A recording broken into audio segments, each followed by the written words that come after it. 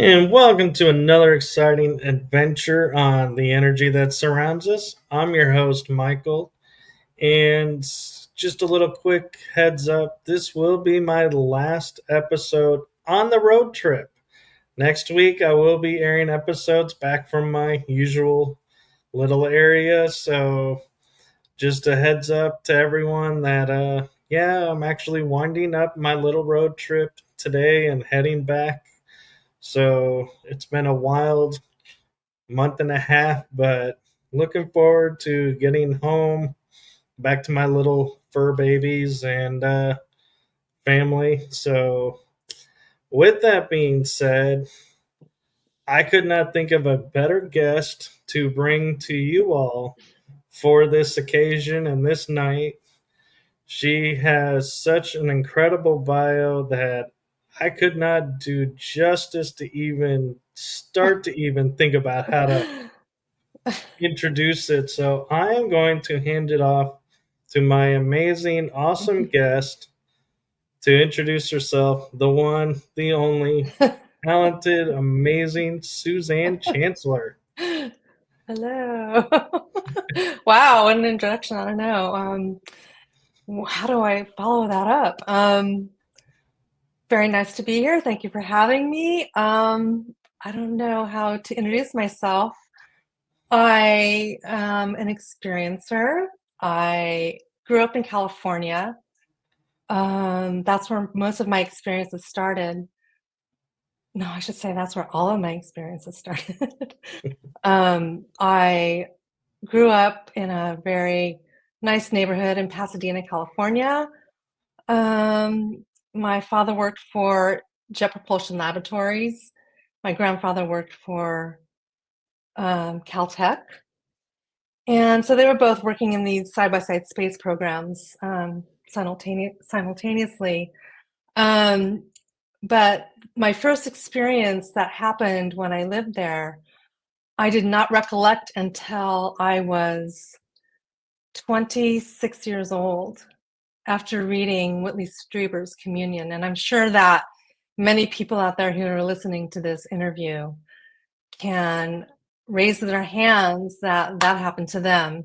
All the experiencers out there who saw the cover of that book, Communion, and thought, oh my gosh, number one, they were scared out of their mind. Number two, they had to have the book. And number three, they read it in 24 hours like I did.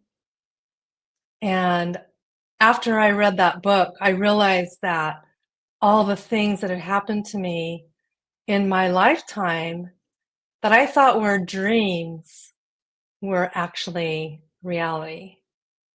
And I couldn't believe that there was somebody else out there like me, not knowing that there were more than just Whitley. But at that moment, I thought I needed to connect with him. And so upon finishing the book, I promptly wrote him an 11-page letter and sent it to his publisher. And unfortunately, it was returned to me. I guess I didn't have the right connection to get it to him. And I was pretty devastated because I felt like I had been living a double life my entire life. And I was finally going to get resolution. And with the return of that letter, I was just let down and went back to living my secret life as an experiencer and getting married, having kids, having a great career, having to keep that a secret. My entire life was very stressful. And, at the time, I never spoke about it to anyone. Nobody knew anything about it. I never told my parents. I never told my friends. I didn't tell my ex-husband. And what ended up happening was when I was 28 years old, I had gotten a divorce from my first husband, and I met a man who was very serious about, getting engaged to me. And he proposed to me, and I just like my heart was racing because I was in a panic. I felt like I have to be honest with him. I finally need to come clean. I finally need to be transparent about my experiences because I knew I had no control over it and it might not include him. And so I told him that. I said, there's something I need to tell you. I've been an experiencer my entire life and I have no control over it. And I can't promise that it's not going to involve you. So if you have a problem with that, please don't marry me. Wow, that's a proposal right there. Well, I felt like I, on the one hand, I felt like I was living a lie. You know what I'm saying? Oh, Because I do. nobody knew. I'm sure after speaking with you before the show, I know you understand what I mean. Having to have this, just keeping this under wraps, it's very stressful. And I needed a release. I needed to be with somebody who wanted to have a relationship, a pure, true relationship that wanted to respect what was happening with me and be honest with me that if they had a problem with it, that they didn't want to be involved in that relationship. And so he just looked at me and he was like, okay, you know, and I was like, oh, all right. Well, I mean, I'm telling you. And he says, no, I'm all right with it. And I'm like, okay. So we ended up getting married. And ironically enough, the experiences ended up ramping up. And I mean, it was really almost like I'm gonna say not a nightly thing, but maybe about 3 or 4 times a week, things were happening. Now, we moved to an area in California, which was about 40 miles north of Los Angeles, and there was a heavy military area near us. Port Hueneme was probably about, like, as a crow flies, maybe about 10 minutes away from where we lived. And that was always in the back of my mind, that possibly I lived literally about 10 minutes away on the other direction when I had a lot of experiences as a child. So I actually lived in close proximity to where I moved to when I was 9 years old. And I moved to Newbury Park, California, which is a small community in Ventura County in California. And so when I moved to Camarillo, and these experiences started ramping up, and it was just like my husband said to me, no, actually, he was my fiance at the time. We actually got engaged, and then we moved to Camarillo, and then we got married. Backwards, I know. So what happened was when we moved there, it was just like I think he felt like things were happening, but he didn't know how to address it to me. And so he would say to me, "Did the visitors come last night?" Because I slept like crap. And I would stop and I would think about it and I'd say, maybe I don't remember, but I think something did happen and I didn't have like a real recollection of what had happened right away. But the funny thing is, when I said maybe or I think so or yes, he never wanted to know what happened. He just looked at me and he'd turn around and he'd walk away.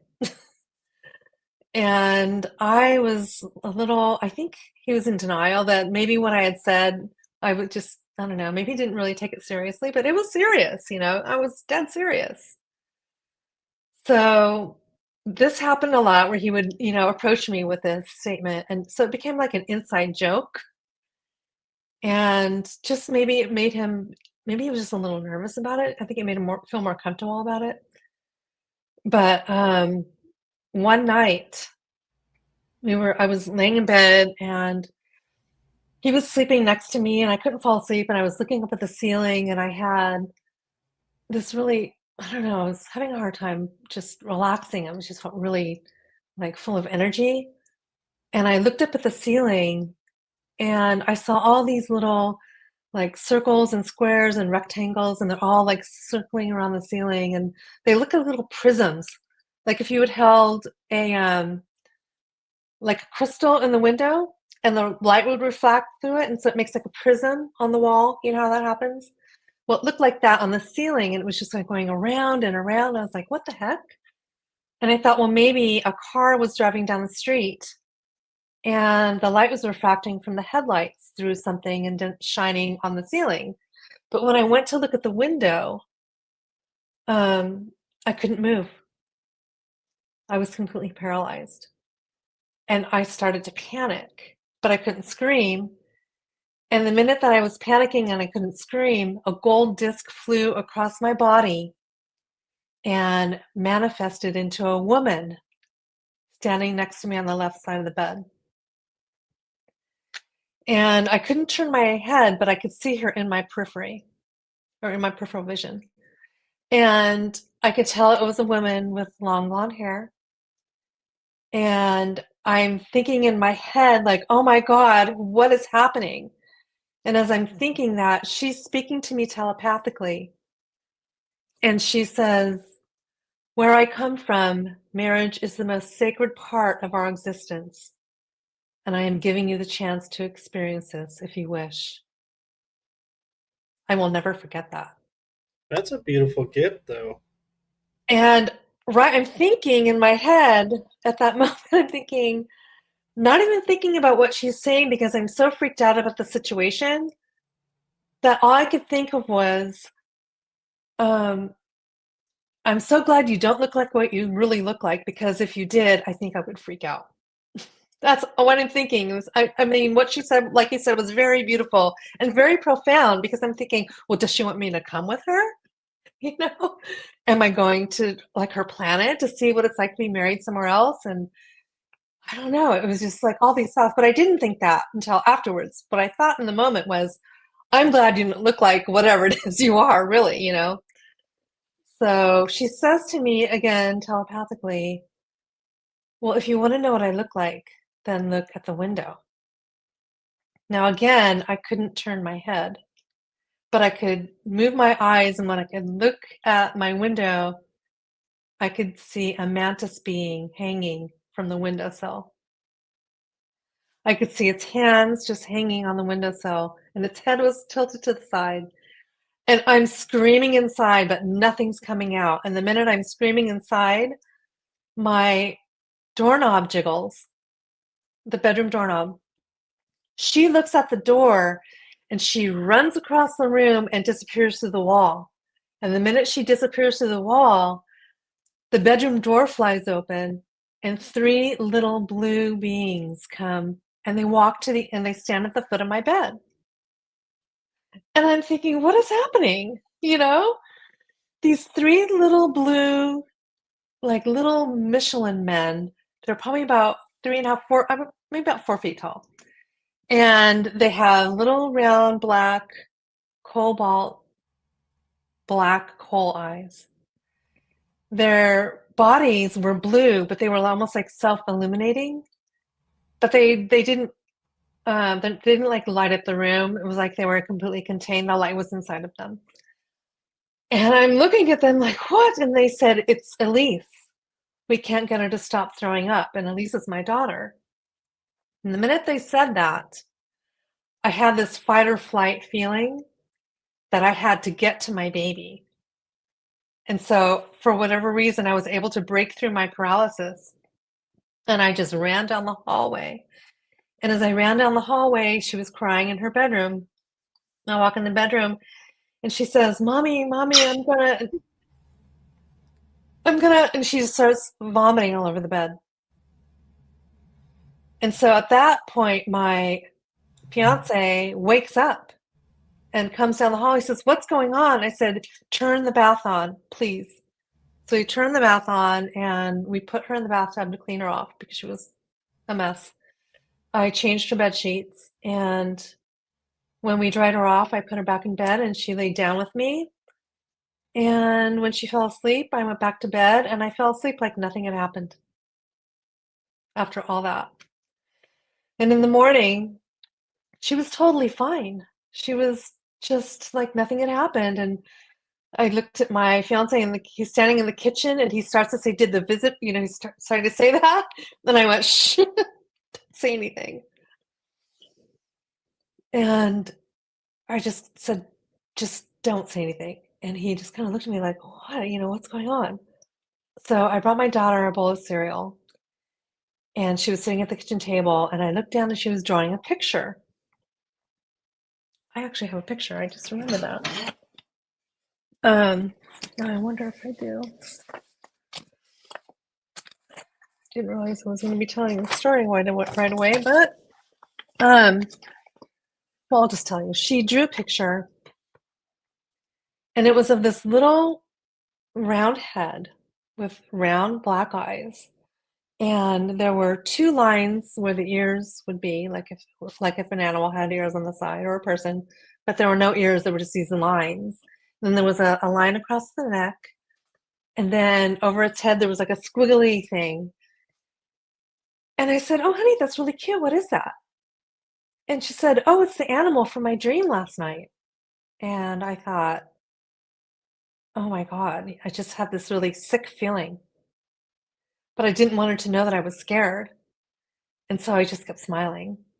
And, but I wanted to know more. And so I began to prompt her about the drawing a little bit more, but just out of curiosity, not to, coax her into saying something that maybe didn't happen. And I said, "Oh, well, honey, it doesn't really look like an animal." And she says, "Well, they're not really animals, but they're not really people either." And then I started getting really nervous because I felt like what had happened really did involve her. And I was sick to my stomach. And I said, "Well, what were they doing, honey?" And I said, "Tell me more about them, or tell me more about it." And she says, "Well, there were three of them, and they were blue." I said, "Oh, well, what were they doing? What were they doing, with you?" And she says, "Oh, well, they were smelling me, and they were telling me that they loved me." And I was just like thinking of all the stories that I had heard about, um, I would say visitations or abductions, where they would comfort the children and tell them these things so they wouldn't be afraid. And I thought, oh my gosh, something has probably happened. But it's like I didn't want to know about it, but I did want to know about it because I wanted to protect her. But I knew that there was no way I was going to be able to protect her because it was something that I had absolutely no control over in my own life. And then I got angry. So I asked her again. I said, "Well, what's this little thing over its head?" And she said, "Oh, well, it's a cloud, mommy. They come from the clouds." And I thought, oh my gosh, okay, honey, thank you. And I went to the other room and I just started crying because, this is something that's been a part of my life. And the last thing I would ever want is to have that be a part of, you know, anyone's life, especially my own family or my child, my small child, my innocent, little 3-year-old or, yeah, 3-year-old child.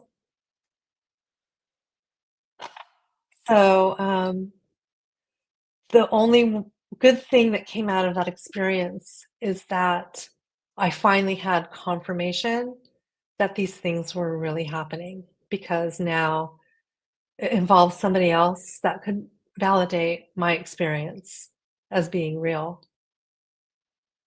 And but I vowed to myself from that point that I would take all of my UFO books off the shelves. I would not watch any, science fiction movies anymore, anything. I didn't want to influence her in any way or be afraid of anything potentially that would scare her. So I also vowed that I would never talk about it publicly until they were adults.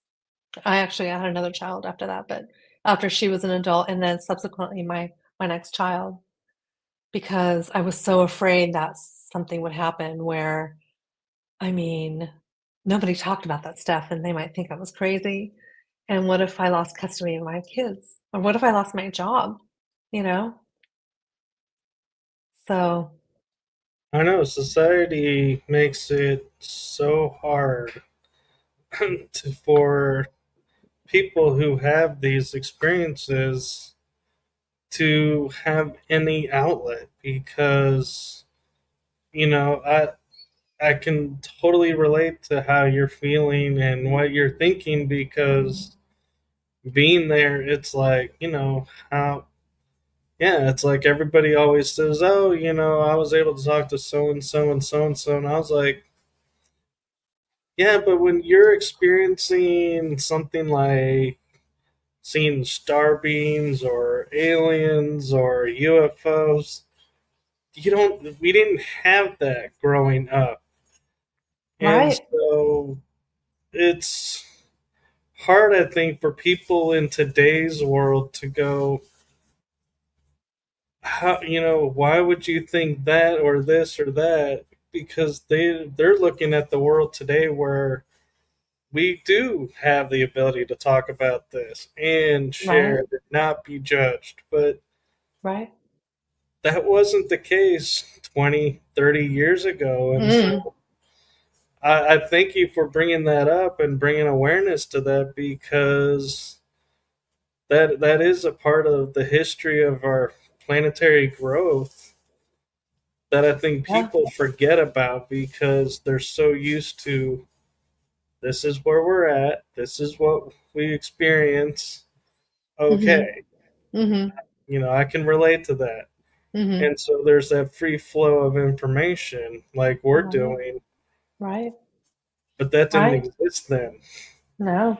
Yeah, and when you think, I mean, you were speaking earlier about your upbringing and being influenced. There was a lot of um, things happening around you where you know everyone's a real God-fearing community, and even talking about ghosts, it's the devil, and so you just don't talk about that kind of stuff, most people. And so even talking about anything paranormal would be, of the devil per se. Um, but that conversation has changed over the years. Thank goodness, because so many things have been brought to the forefront in our society that has allowed us to speak freely, speak our truths freely, and be able to live our lives as we see fit and not be a laughing stock of the community. Or I can wear a UFO hat with an alien on it and not have people like shake their head, Not that I do, but I'm saying if I chose to. You have options now. That is correct. um, One question I'm curious about, and you can answer if you can, is looking at the situation today in today's eyes, mm, what you were witnessing then, knowing what you know now, would you feel the same reaction, or would you be looking at it in a different way and saying, a different light? um, hmm. You know, I think I think this whole thing is like an evolutionary process. I think for me personally, I didn't think of anything about it for years and years, but the more the conversation has opened up, it has allowed me to look at it in a different light. And I think that's true for a lot of people. And like with you, looking on the metaphysical side of things, that's always been in the periphery as well. But we're allowed now to have these conversations. And, in retrospect, I thank Whitley so much for, if he hadn't written that book, I wouldn't have been able to look back on my life through different glasses, per se, and say, okay, wow. So when this happened, that was really this. Or when this happened, oh, well, that was really this, And so now I know that I haven't lost my mind all those years. Um, Now I know that I'm more normal than I thought I was, that, this is something that is happening all the time to millions of people and has been for centuries, but we are so lucky to have these communities and have people like you to have these shows where we can share these experiences so others can come forward and have their own peace of mind and to be able to relate their own experiences to others. I'm currently collecting data on the orb phenomenon. I had an experience a few years ago that has sent me down a rabbit hole of sorts, as you do. And I've come to realize that there seems to be a lot of commonalities with especially orange orb experiencers. I'm not sure if you're familiar with Christopher Bledsoe. He has these incredible orb sightings near where he lives in North Carolina. And it's like he knows when they're coming, and when he goes out there, then they show up. And there's definitely a communication happening with a lot of these experiencers that are seeing these anomalies. And it seems that there seem to be a lot of other things happening surrounding these sightings that seem to be congruent with the experiencers. For example, I started researching and speaking to people around the world, Berlin, in Scotland, in Australia, um, and they've all said pretty much the same things. Whereas they've had, maybe something happened prior to their sighting, then something happened after the sighting, and so that to me seems to be very important to make a note of. And so I'm feeling the desire or the need to collect this data, because I think it's important. I think there's something connected with these sightings. It's definitely a totally different thing than we've been seeing for years with all the different craft. And interestingly enough, I also think that even the craft themselves have evolved into different types of machinery over the years. That to me is fascinating. When you think back at George Adamski, you think back at all the old saucer-shaped craft that people would draw pictures of. Seems so antiquated compared to the things that people are seeing today. I think that's very interesting. I agree, and I like how you point. You're pointing out. The evolution of the thoughts and the evolution of again where we came from and where we're going to. And one of the things that I'm curious about is how you look at the experiences now, like modern contact experience that Mhm. you have or that you read about. Are you more at ease with it, or do you still have Mm. a little uneasiness to it, or where are you now with it? Well, that's a really good question, Michael, because I have given that a lot of thought. In fact, I did an interview a while ago because I really felt that the visitor experience is evolving. And when I say evolving, I mean, um, based on my own personal experience, it seems as though the very earlier experiences involved certain beings, the Greys in particular. As I got older, it seemed that different beings were becoming integrated into other experiences. Where when I was 9 years old, I actually had an experience on a craft, which I can talk about in a while. Um, and then as I started getting older, it seemed to evolve into having more and more different types of beings, like the one I just shared. When I had a mantis being, and then I had this woman, and then I had, these three little Michelin men. I mean, I've never heard of another experiencer tell a story like that. So I thought I was losing my mind, you know, like I was hallucinating. But then the fact that my daughter had drawn that, it just was like, oh my gosh, that really happened.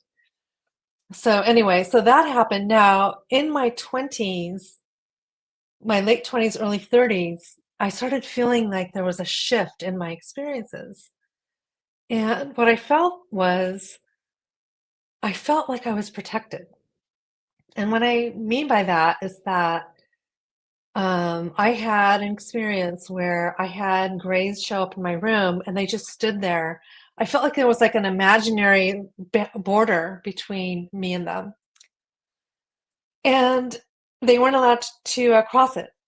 Like they weren't allowed to interact with me for some reason. And I looked at them and I literally remember saying in my head, "Can I help you?" You know, because they were just standing there and I wasn't used to that. And they said to me in my head, they said, "We are the Greys and we are here." And I thought that was the funniest thing I'd ever heard. I mean, who says that? And I'm like, "Can I get you something? Do you want to have a seat?" I felt for the first time I had no fear. And that was really weird. You know, it was like, why is this happening? I mean, why aren't they coming near me? And afterwards, I started thinking about it and I thought, wow, maybe all of that part of my experience is over. Maybe all of the, what I don't know, I've never been regressed, so I don't really know exactly what happened when I was taken. I don't really feel like I need to know. I feel like I've remembered enough. I feel like I've remembered what I should know. Do you know what I mean? And if I was to be regressed, I feel like I would remember things that I don't want to know. I don't think it would serve me because if I don't remember it, maybe there's a reason why I don't remember it. So I choose to just live my life and remember what I remember. But anyway, as I was saying, so the experience seems to have changed into a more of a conscious contact.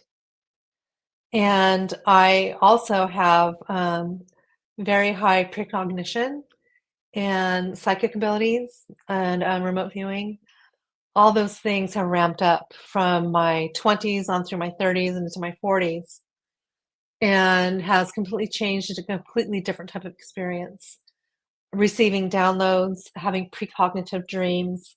Um, I mean, I've had a few experiences now with my husband that who's also an experiencer, where we've had joint contact, and that's another long story, like how we met and stuff. But so we also had an event here 10 years ago with an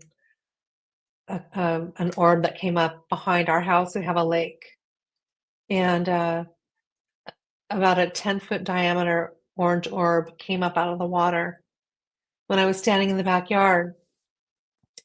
And it looked like, say, like a pinball, how it's metallic.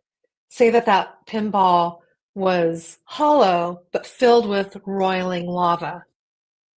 And it was about 10 feet in diameter. That's what I saw coming up out of the water. And so I panicked and I yelled for him to come over because it was going to disappear behind the tree canopy. But I knew it was going to reappear above it. And so I said, "Hurry up, come over." And so we stood there waiting for it, but it never reappeared. And I lost my mind. I'm like, what is happening? I just saw, where did it go? I mean, it was enormous. It was just enormous. And he was looking at me like I was out of my mind. I was out of my mind, but I was just crazed about, fanatic about what had just happened. Well, and it's interesting too because you say it looked like it was filled with lava, Yes. but it came out of water, and it's like we're Yes. taught water and lava don't mix. There could be Yes. steam or some chemical reaction, and there Exactly. isn't. Nothing. Nothing. So was telling him we needed to drive around the neighborhood and find out what happened. And he just looked at me like I was out of my mind. And I remember feeling like I was so red in the face as I was yelling at him. And he said, let me say, oh yeah, at first he just kind of stopped really still. And he looked at me. He kind of had this really glazed look on his face. And he put his hands on my shoulders. And he said, "What you saw was only meant for you." And I thought, okay. And the minute that happened, a monarch butterfly flew right in between our faces, just like that. And I was like, what is happening? And I broke out of it and I said, no, we're going to look for that thing right now. And so he just rolled his eyes and we got in the car and we drove around. And I thought for sure somebody would be standing outside and, pointing to the sky, or maybe, there had to be like a crowd of people like going, oh my God, did you see that? There was nobody. There was absolutely nobody out there. And I thought, okay, maybe there was a fire. Maybe there was a fire truck somewhere. Maybe I saw a fire from across the lake. Well, there was nothing. So I came back home and I just was very disappointed that I had no resolution. And so what happened was the next day, he worked nights and he would leave at 6:30 at night to go to work, and he would get home at about 3:30 in the morning. So he came home for lunch at 11 o'clock, and then we went to bed late that night when he got home. And then the next morning, we lost power. And there was all this commotion outside, and I looked out the window and I couldn't see across the yard. And it was like there was a storm happening, and the clouds were touching the ground, and there was branches just swirling around. And then on top of that, there was lightning and thunder like every 10 seconds. And I thought, what is happening? My tomatoes, I had just planted tomatoes. All I could think about was saving my tomatoes. And he's like, what are you doing? I said, I have to save my tomatoes. So I ran outside. Mistake. Because it was clearly something, a huge, like thunderstorm or a tornado or something. So it went through and we had lost power for 4 days. But I thought it was really strange that I had just seen that orb. And then all of a sudden he started acting really weird. And I was like, what's going on? And he was like biting his tongue and he would bite his cheek and then he would call me by his ex-girlfriend's name. And something was just off. And so he called the his doctor's exchange and they said that he should go to the hospital. And it turned out that he was having a brain bleed. So we got ambulance to another hospital and they did an MRI and they didn't know if he had a brain tumor. It was just a long thing. And so anyway, he had the bleed. He didn't have a tumor. He made a full recovery. But now, after I'm doing all of these interviews with people that have had these sightings with the orbs, I'm coming to realize that there's a lot of congruencies. And then Dr. Gary Nolan, I don't know if you know who he is. He's a Stanford doctor who is doing a study on the brains of experiencers who are experiencing brain damage. So now that I'm starting to realize that a lot of these experiencers of these orbs were having abduction experiences right around the same time, I'm wondering if we had an experience with that orb. What if that was really an abduction that we don't remember? And maybe he has damage from that.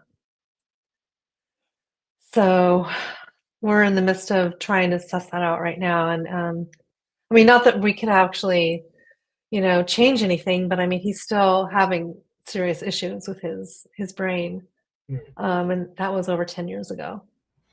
I hope he finds resolution with it. And Thank you. one of the Thank things you. that, with my perspective of seeing events unfolding, I'm kind of noticing you mentioned having precog abilities, and Yes. I noticed, event happens, daughter got sick. Event happens, something Mm, happened with your husband. If they're mm. coming to warn you, to let you know so that you're I, there I and able to help faster, because like, you're them saying we can't get your daughter to stop throwing up, but she's not yes. throwing up. Yes. And so you jump up and get there just as she starts, so you Right, can get on it faster. right, And a brain bleed, I'm not a medical person, but I don't know if that would show up in anything. But yet, look at you had this experience that uncovered that. And so it seems like they're showing you, like, I guess, in a way that you'll pay attention and go, what's going on? We need to get this checked. And right, right. I don't know. It's so hard to know, Michael. It's just it's so baffling. It's like, I've started going down this rabbit hole with the retro causality where, about time, what is time really? And, time does not exist and things happen backwards, and is that precog? So I have that experience all the time where I picked up a book one day off the bookshelf that I'd never seen before, and I made a note of it, and I put it back on the bookshelf. I was dusting the bookshelf. That night I was watching some game show, and one of the questions was about this very book that I had picked up like 5 hours prior. Out of all the books in the world, I picked that book up out of the shelf, looked at it, put it back, and then this was the answer to the question was the title of this book. And that happens all the time to me. yeah, All the and time. I have to admit, I don't think I've had anyone who claims to have precog on this show before. Oh, really? And so I'm like, I'm feeling remiss if I wouldn't ask, like, how does it work and how does it feel and how did it start? Wow. I mean, how did it start? Yikes. Um, when In I was your in high school, experience, when I was in high school, I mean, I I I'm so glad I had the wherewithal to write all this down because I love to write. Um, I was an avid writer my entire life, and I kept a journal. But when I started having these dreams, I was like, oh my gosh, and so I'm so glad I did because since they never seem to be going away, I'm still having them to this day. Um, I think there's really something connected with the experience. And being connected to, like we were talking about, different vibrations, different frequencies, having other dimensional realities, coming in and out. I think that has something to do with that as well.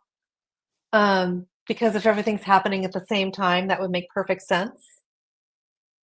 Do you know what I'm saying? I do actually. Okay, good.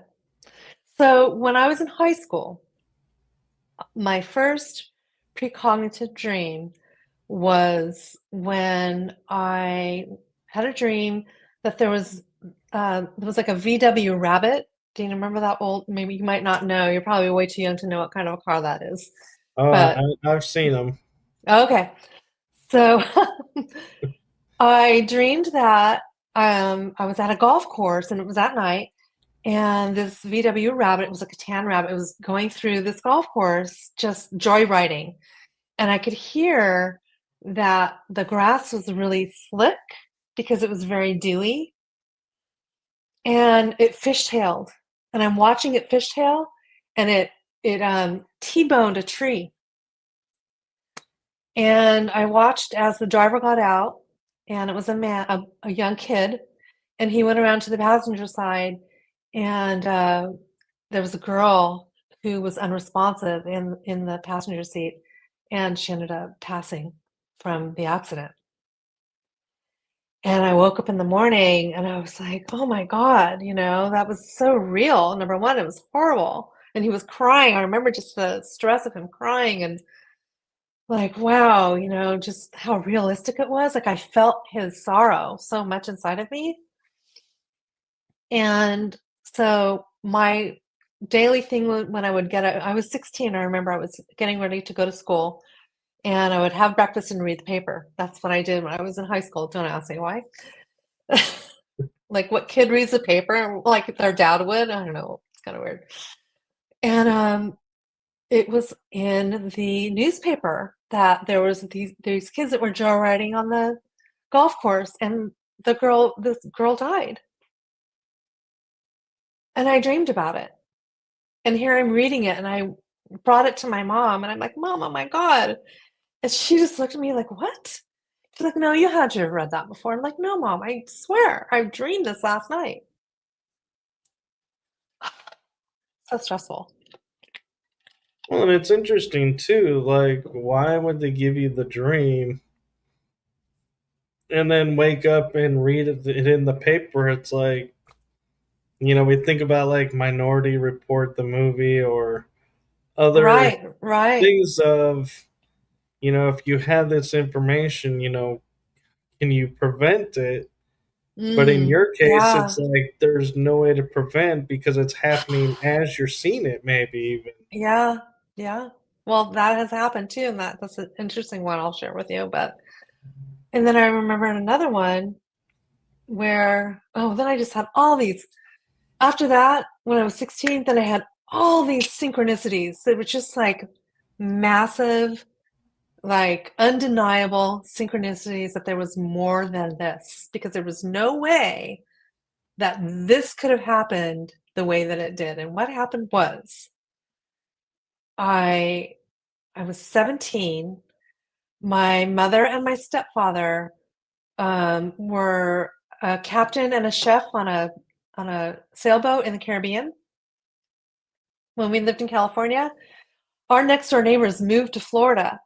So what they were going to do was they're going to drop us off, my sister and I off with our friends, and then they were going to fly to Miami and then go to the Caribbean and sail while we stayed with the friends. So we went to Los Angeles Airport and we're sitting in the waiting area at the gate. And it's a funny story. So I'm just sitting there like I was gonna miss my boyfriend. I had a boyfriend and we were so in love, And it was my first time I would be away from him and I was like devastated. I was like, oh my God, what am I gonna do? Just so sad. And this family sits directly across from us, facing us, and it was a two boys and a mother and a father. And I looked at the older brother, and he was very cute.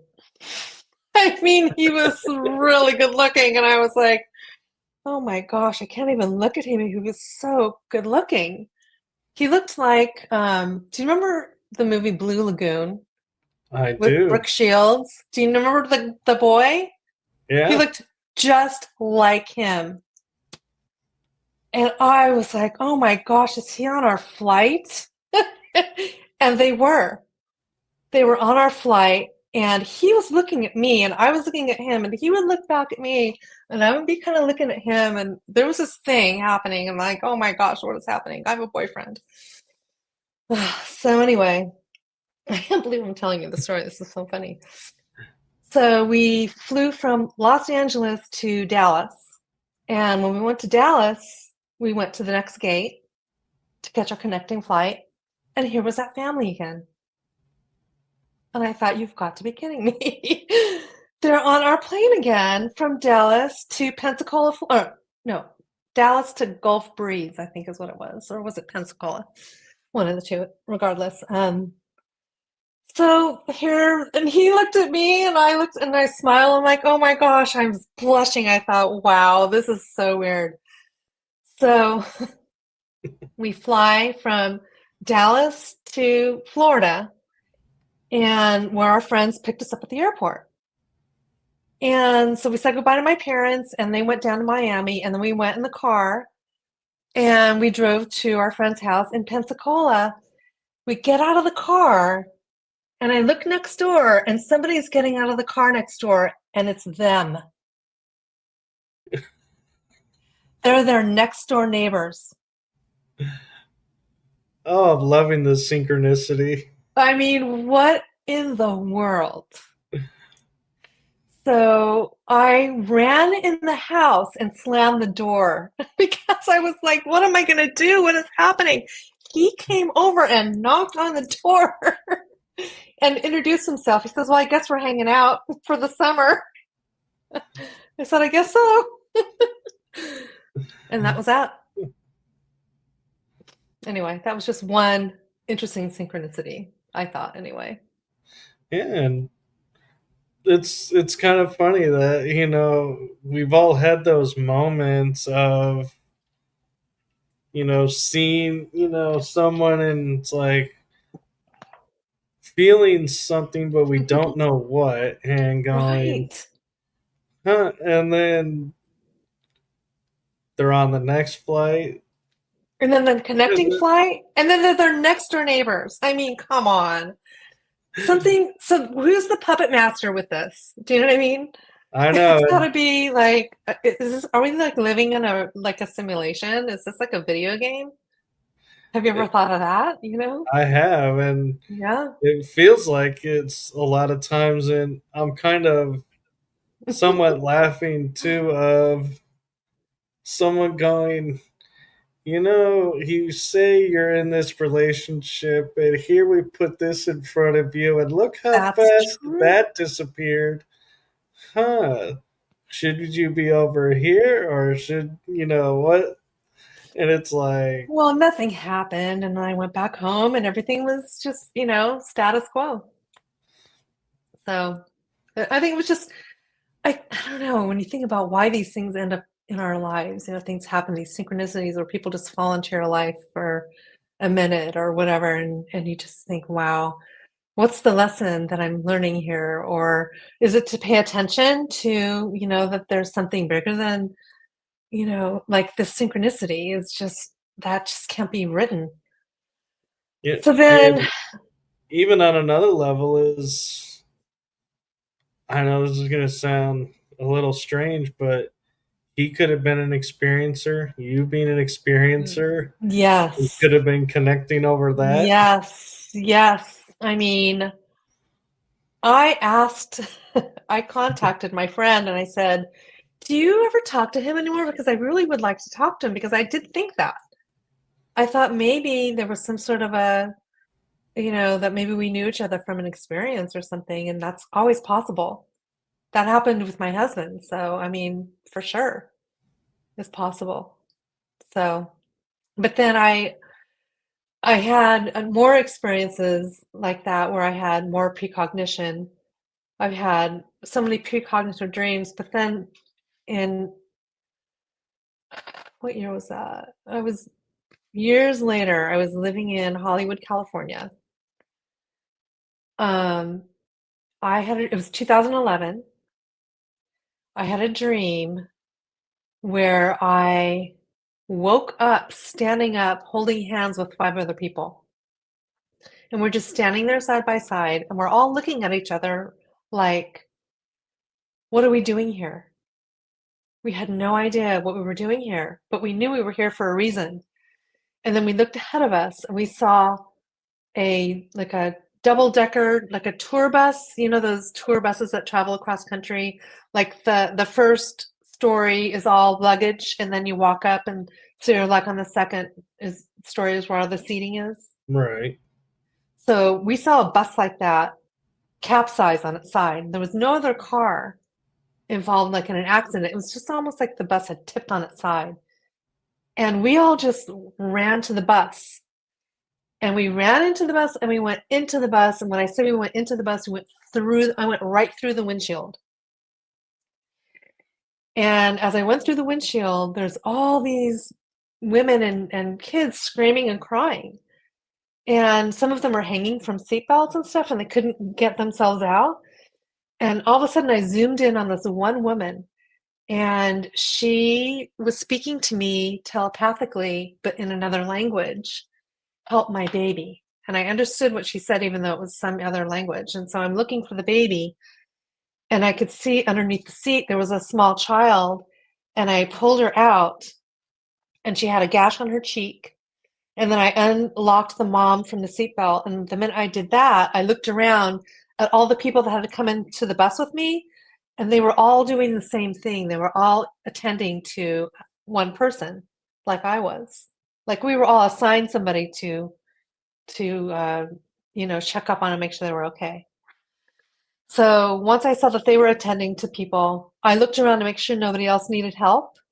And once I assessed that everybody would seem to be fine, it's like I got sucked back out of the bus into my body, and then I woke up sitting up. And I was like, what just happened? That was so crazy. And I told my boyfriend at the time, I said, oh my gosh, I just had the weirdest dream. And so I told him the dream, and he's like, oh man, you're weird, whatever, because I was weird. I mean, I always had weird dreams anyway.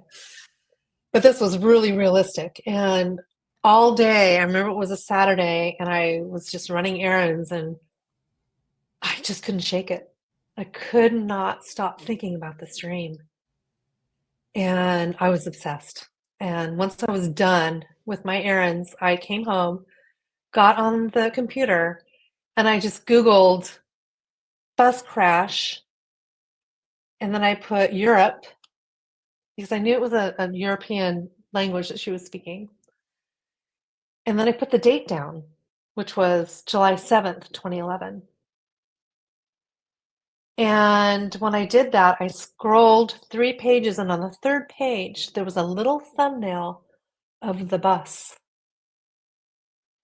And when I clicked on it, it was the bus from my dream.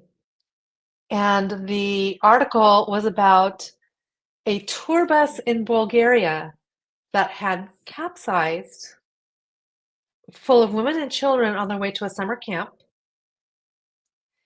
And it was actually mothers and their daughters. But there was one fatality. And I went, oh my God, how did I miss that? Because the person was ejected from the bus, but I didn't see it. I realized that the time of the accident happened while I was sleeping because of the time difference.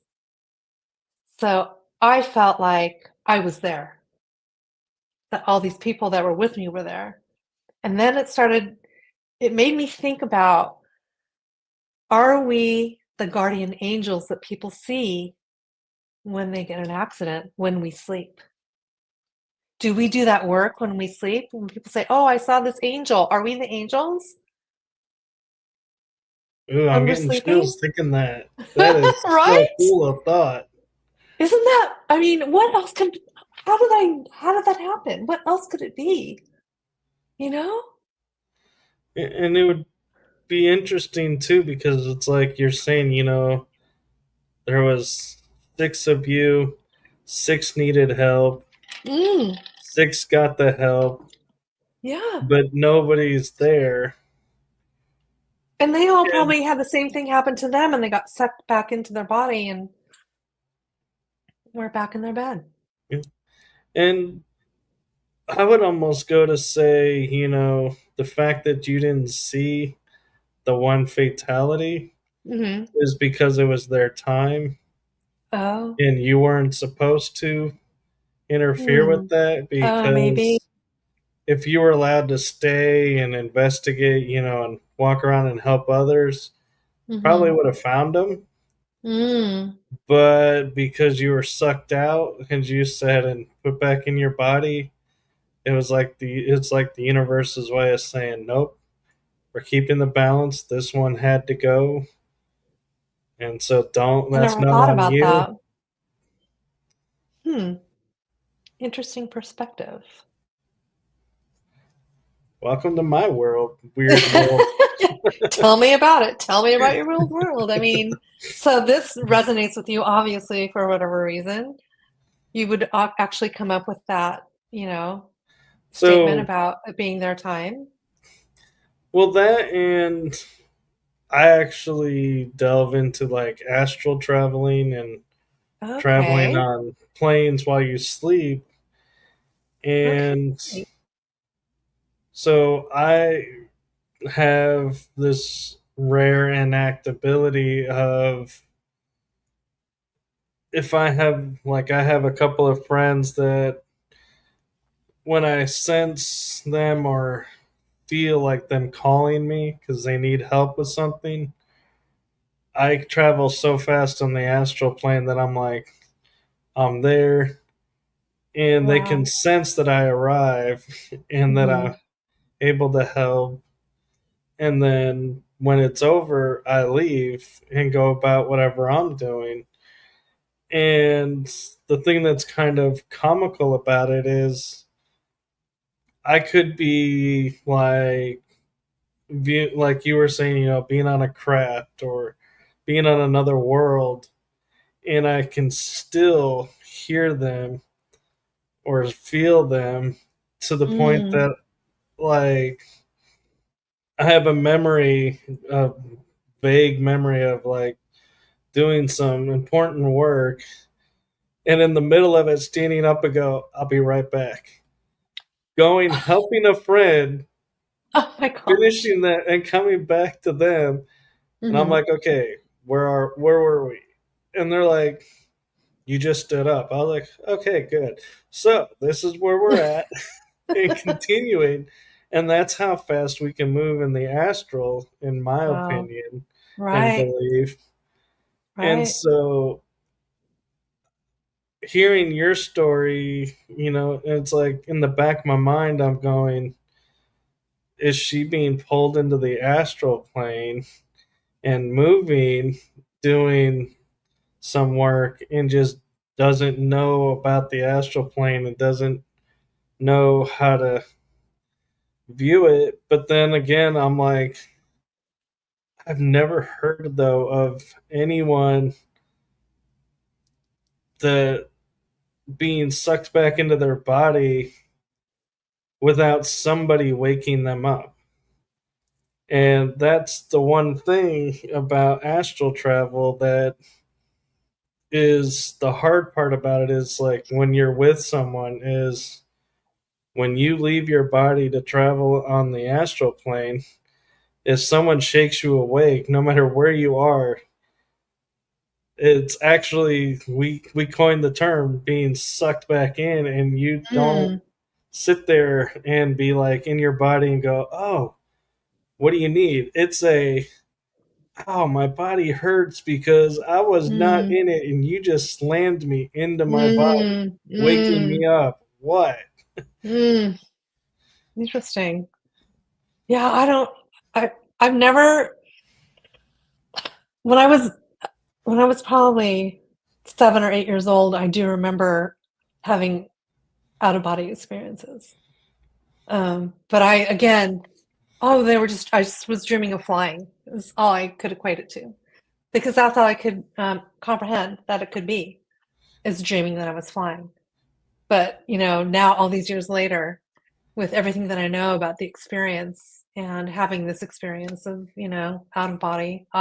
See, now I don't know how to coin this. Is this an out of body experience, or did I remote view something? Do you know what I'm saying? Is there like a crossover between the two? It could be, but I've never heard of anyone remote viewing and able to manipulate the area. And I don't mean manipulate like make somebody do something. I mean manipulate as in physically make contact with someone and, like you're saying, pick up a child and Yes, unbuckle someone. I've never yes. heard any of my remote viewing friends ever talking about that. I've never heard about it either. So that's why I've never heard of anybody having this experience. So I keep trying to put this out there in hopes that somebody will contact me, please, if you've had this Well, experience. and the beauty of it is I have the experience of being able to travel to distant worlds or different dimensions. Not everybody can. So you may Mm-hmm. be a remote viewer who can make tangible contact Hmm. where others can't. We're all at different levels and different abilities. And so I would not sit back and say, I don't think this is this because nobody else does. I Mm-hmm. would look at it instead and say, look how cool it is. I can do this, and look at it that way, because we're all different, but we all have similar abilities, so to speak. And we, I mean, like remote viewing, anyone could do it.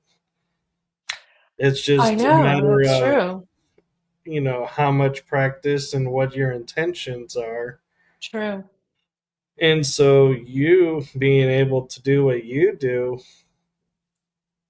is like maybe like remote viewing 2.0, and you're here to show people, hey, Yeah, now that but you that, have this mhm, aspect, what right, about trying this? right, And being right, like, come join me in doing this. right. I really want one of the authors that I'm doing some editing for right now is at the Monroe Institute right now for a week. And I really want to go there because I have this feeling that I am like tapped into something with remote viewing or with OBEs somehow. So I want to see, where I lie in that and try and hone whatever it is because I feel like it's there for a reason. Like it's like when people are born healers, they need to utilize that for the greater good. And I feel the same way about this. Maybe there's something I could do with this ability. And I would even venture to say not only, like, some people call it callings to do stuff, but Mm, the one thing that I find interesting about the ones that are gifted with missions, like is the term that I use, or, you know, certain calling. journey lessons to learn and to help. And I joined this organization to kind of look into it, and it's about healers. And I was like, well, I don't really practice like everybody does the healing aspect, so not quite sure that the healer title works for me. And my mom goes, well, but you're more of a way shower than a healer. And I was like, that resonated with me. And I was like, I like that. And so I told the lady who runs the organization, I was like, maybe change the title to this. And she like wrote me this cute little message of like, oh my God, that is so you. Yeah, you're going to be our first way shower. And it's now a thing on the her group that you can be a healer, a way shower, or something else. But Explain I'm explain way shower to me. way shower is someone who is gifted and is like a guide who will sit there and say Okay, to I see. people, okay, so you had this ability. Here's a safe space. Let's talk about it. How can you utilize that? What's your goal to using this? What's your calling? What are you wanting to do with it? And just help them and be there just as a support so that they're comfortable to do what they need to do. And so I feel like all of those, like you're saying, the healers are, they go into the healing. It's what they do. Right. And everybody is called to do what they're doing, and it's not a choice. It's like I feel like it's weird to say it's not a choice, Mm, because I mean we all have free will to choose, right. but it seems like it chooses us, and Yeah. we're all put through scenarios to empower us and learn from, so that when the next Mhm. person comes up and says, Mhm. oh my God, I'm going through this and I feel so stuck in this, you're like, Mm. oh, believe me, I know. Mhm. So if you think about it and look at it this way, and there's like all of a sudden this, you can see the light in the people's eye of going, oh my God, you're right. Mm. Okay. And they're not stuck anymore and they're free to go, and it's like doing their thing. Mm. So I feel like, maybe that's why you do what you do, is to show everybody, kind of like a Neo thing where Right. we Yeah, we can do this. and and I think, like you said, we can all learn how to do remote viewing, and I think a lot of it, a lot of these things is more that we all need to understand that if we just pay attention to these things, um, like they'll happen. I don't say you like you're manifesting. For example, when you recognize the synchronicities in your life, then you just pay attention when they happen. A lot of people don't pay attention to these things, and so they don't really. I'm gonna say they don't believe in it, but it's not part of their reality because they just don't pay attention to it. But it's there. Right. And it's interesting too because not only is it not paying attention and, being more observant than others, but we're also in a time now, and I may have my age of when it happened with you a little off, but it seems interesting that these experiences elevated in the time frame where you could talk about it and share it Mm-hmm. with people. And so Mm-hmm. it's For like sure. the universe is looking and going, okay, before they weren't ready, so we gave you little tidbits of Mm. little baby steps. Now the world is ready. Now's your time to shine. Boom, you expand and your gifts expand, and you're all of a suddenly doing something no one's ever possibly tried. And in your And mind, you're not sitting there yeah. going, I want to try something new. You're just doing No, it. I'm not. I'm just trying to live my life.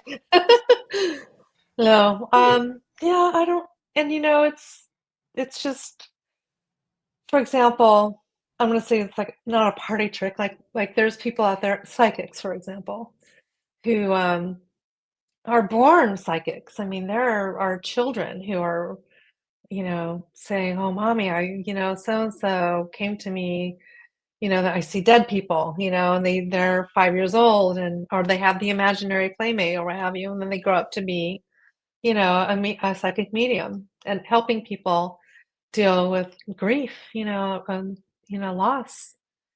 So, that's really remarkable. But then the children who are born with a past life at a young age start talking about they used to be a pilot in, World War II or what have you. And then sure enough, they do the research and he has all the information correct. So just by embracing these special gifts that people have bestowed on them at a very young age, even the parents are the ones who are, I think, the most important ones because they're allowing the children to recognize this and they support them. And by doing so, you're allowing for the conversation to happen between the masses, and then all the other people are opening up and saying, oh, well, cousin Joey had that or whatever, but they didn't talk about it because they were possessed by a demon. Do you know what I'm saying? So the Exactly. And conversation has changed. So thank God for that.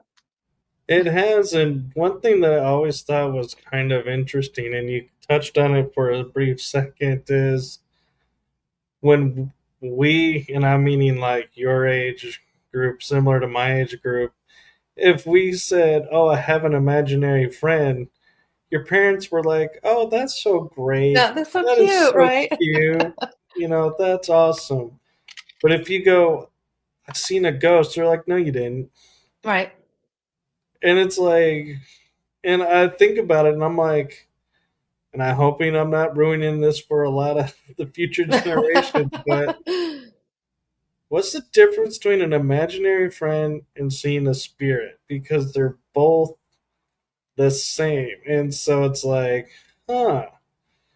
And I don't want parents to start freaking out that their kids are seeing imaginary friends now. That's not the goal. The goal I'm hoping is the opposite of, well, if you're okay with them seeing an imaginary friend, be okay with Mm, them seeing a spirit and right, encourage it and right, right. see where the world grows. Yeah, well, it's hard though because a lot of well, maybe not now. I'm thinking more about maybe my mother and her mother, that generation definitely was not open to having, these kinds of conversations. So, but I think this new generation are more open to nurturing these special talents in their children. So that being said, what's going to happen when they're adults? It's going to be an amazing, you know, cultural experience, I think, for everyone to be able to be open with all of their special gifts. I mean, I pray that in the next, 50 years, it'll be a completely different story. Yeah, I'll be honest when you say like pray in the next 50 years. I'm hoping for like 10, 15 years. Well, one can only hope. But, but Yeah. I'm yeah, I just saying, mean, I'm thinking about my grandkids actually. So, but yeah, and I think one of the things we need to get aside from is everyone looking at going when they look into their family trees and genealogy and all mhm, of that genetics and going, well, my mom had it, my dad had it, there mhm. someone in their family had it, and trying to Yep, go, well, how far back does this go? right, And to sit there and realize it doesn't matter who in the family had it, if anybody in the family has it. If you have it, embrace it. Don't right. shun it away. And one of the catchphrases that I've been seeing a lot lately, and I'm really like getting behind, is let your light shine. Yes, Be the light beacon. And it's that's like, right. and my hope is, more people will step up and be that. But at the Mm. same time, There's so know much that dark in the as world. you're, well, that and as you're being a light beacon, you're going to have so much coming flocking to you. So keep yourself protected and balanced and safe Right. because, yeah, as I mean, I can say it as you can say too, is, we're bright beacons of light, but there are days that we're like, oh my God, the world is just too much right now. I Yeah. need a break. And Yes. there's nothing Very wrong true. with that. It's not, No. us not being protected. It's, there's no, when the energies are compiling on energies, you need to take time and Recharge. recharge, regenerate. I Yeah. mean, as funny as this is going to sound, it really does work. And if I thank my friend for pointing this out, is go and spend 5 minutes hugging a tree. You will be Oh amazed my gosh, don't even get me started with trees. at how Do you see much all the they plants help. back here? I know,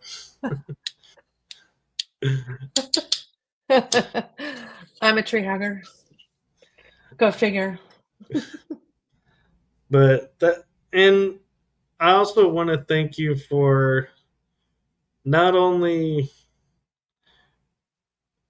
sharing your experiences and your stories, but is it okay to mention something that you mentioned to me in the pre-show? Absolutely. So one thing that you said that really struck a chord with me, and I was so excited to hear, was you were saying you were editing people's stories to help them get out. Yeah. And I thought that was a beautiful gift because so many people have so many stories to share and experiences, but get overwhelmed by the scenarios of what everybody says is involved in the process. Mm. And to have someone like you who steps up and says, this is going to be daunting, but I'm going to True get you story. through this. And, here's, what I Yeah. think will help get your Yeah. information out the way it's meant to Yeah. Thank is you for saying important that. because I know I'm working on a book, and one of Mm. the things in the back of my mind is I don't want a publishing company reading my book because they're going to tear it apart Mm. because it's not their story Right. to make what it will sell. And I'm like, that's Mm. not the point of my story, is not to Right. sell, Right. it's to be told. Right. And then you need to self-publish. I have started looking into that. Good for you. That's how it gets out there. And, like you said, I feel really fortunate that I started working with a couple of authors in the paranormal society, if you want to call it that, um, who had a lot of stories to tell. And knowing what I know, I just felt like it was easier for me to edit a book like this for people because I understand them. I understand where they're coming from. I understand the language that they're speaking. I understand the stories that people are telling.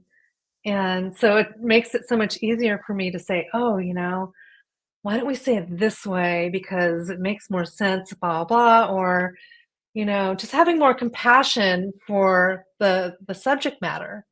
And like you said, a lot of publishing companies just don't have that. And to be honest, it's really hard to market something like that. So I mean, a lot of people are doing more self-publishing now, in the community who are writing books on the subject, and it seems to be very successful. So I say go for it.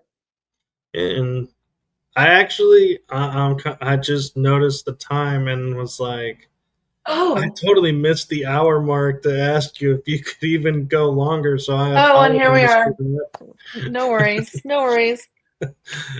It's like, I love episodes where you get lost in the That's right. conversation and you're like, wait, how did the time fly by? No worries at all. Well, it was a pleasure So talking to you. it was a pleasure talking with you. And if anybody has questions for you, is there a particular way you want them to reach out to you? Sure, sure. Well, I have an email. It's abducteeawareness@gmail.com. So abductee and then awareness, just all one word, at gmail.com. I have a blog. I haven't written on it for a very long time, but I have a lot of content there. And that's random alien brain droppings. Oh, wait a minute. No, it's abducteeawareness.blogspot.com. Same as the email address, but then I have a podcast as well. It's random alien brain droppings at podbean.com. And I And will, I'm on all the platforms. I'm on Apple and Spotify and all that as well.